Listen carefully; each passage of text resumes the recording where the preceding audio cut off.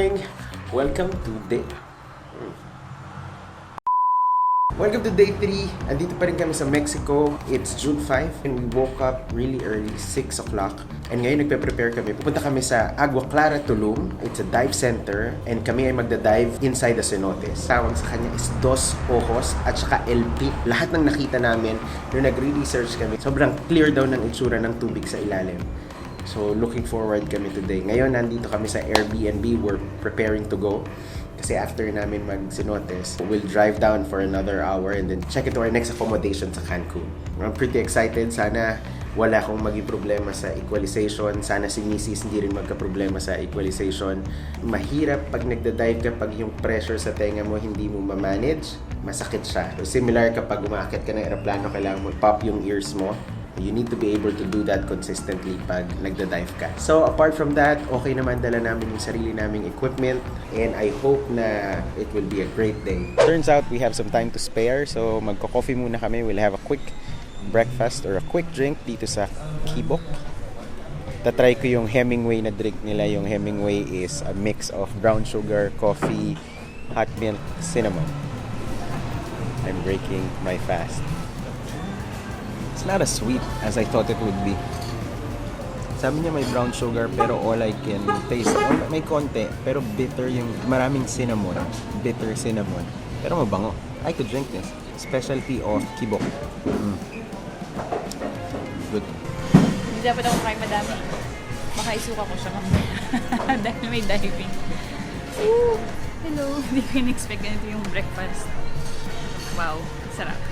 Looks really good. May bacon. May bacon. May avocado. And Pico de gallo. avocado. May cheese. May refried beans. Super generous. You're asking for diarrhea. We'll see. Super crunchy ng bread. Hindi ko naman unahin ko eh. Magda-diving na talaga kami. At sarap ng breakfast. 108 ang heart rate. Late na kami. Sorry. Tara, let's dive.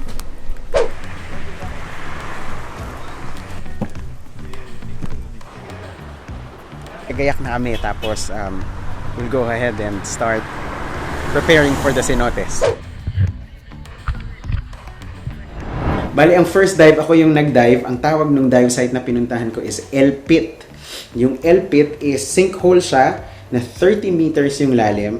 Nakakatuwa siya kasi una, maglalakad ka, maghahagdan ka ng malalim na malalim. Pagdating mo sa baba, magja-giant stride ka pababa. From there, nasa freshwater ka. Freshwater, walang alat. Tapos lulubog ka, medyo malamig, parang batis yung feeling. Tapos at 14 meters, biglang napansin ko, nagbo-blur na yung paningin ko. And akala ko ako yon. Buti na lang, in-instruct kami ng dive master namin beforehand.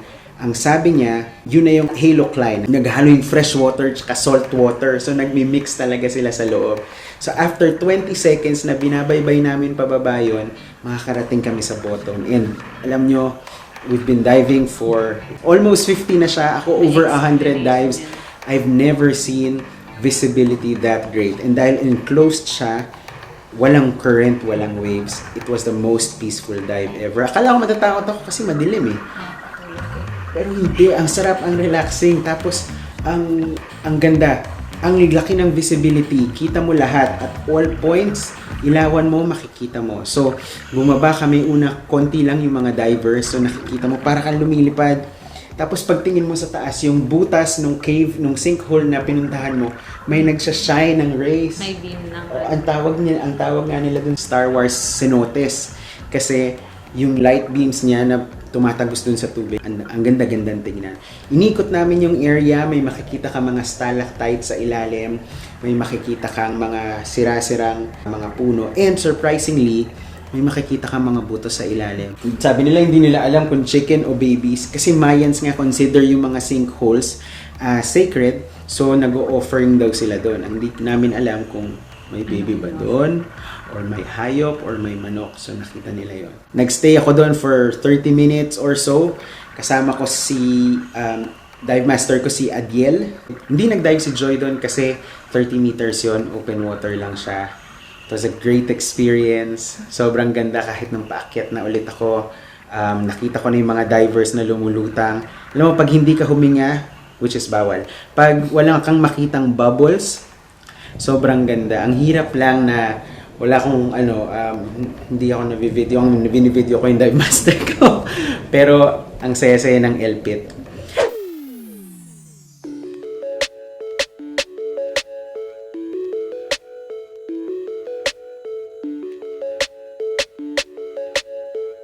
Ang second and third dive site namin is yung Dos Ojos. You won't be cold. You're ready. Look, it's ready.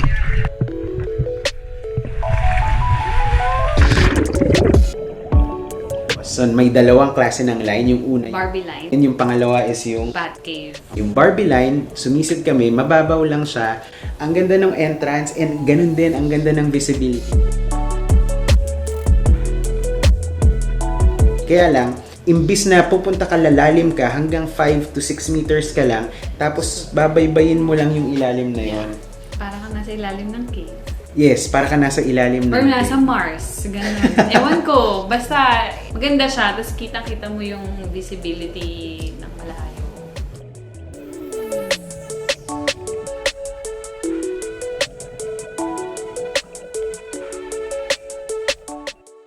Second dive namin sa Bat Cave.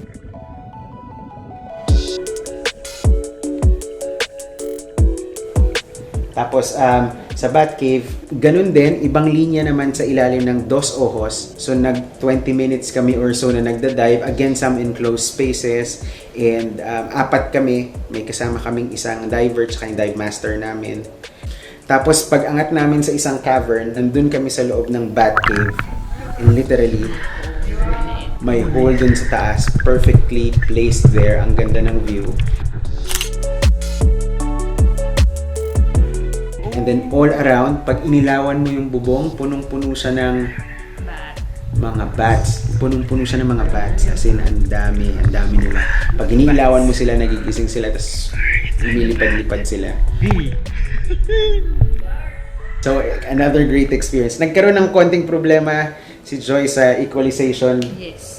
Ang right ear ko yung may problema, pero for some reason, yung kaliwa ko yung, hindi nag-pop yung air. Sobrang nahirapan ako. Kakasabi lang nung dive master, mag-equalize kayo from time to time kasi merong Mayan curse, nagkakaroon daw ng ear problem. True enough, nagka-problema talaga siya. Pero naayos naman. As in, kinaya ko, natakot ako.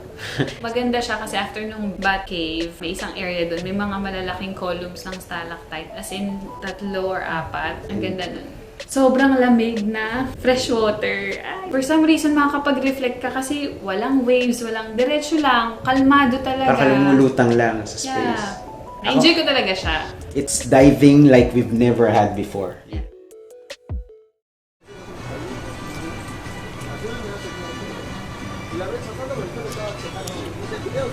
After namin mag-cavern diving, kailangan na namin magpunta ng Cancun.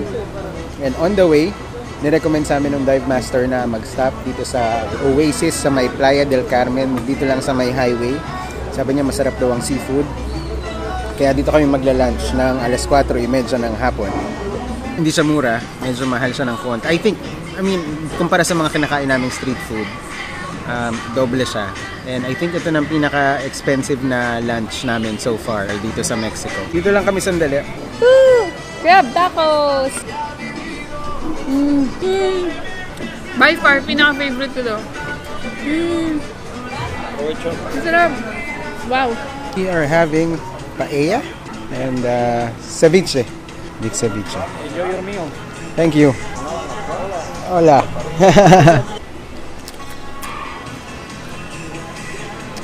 Ceviche, kilawin. Ang main difference, ang ceviche lime ang key sour component. Sa atin, suka ang nilalagay natin. Alam ko eh. Sarap.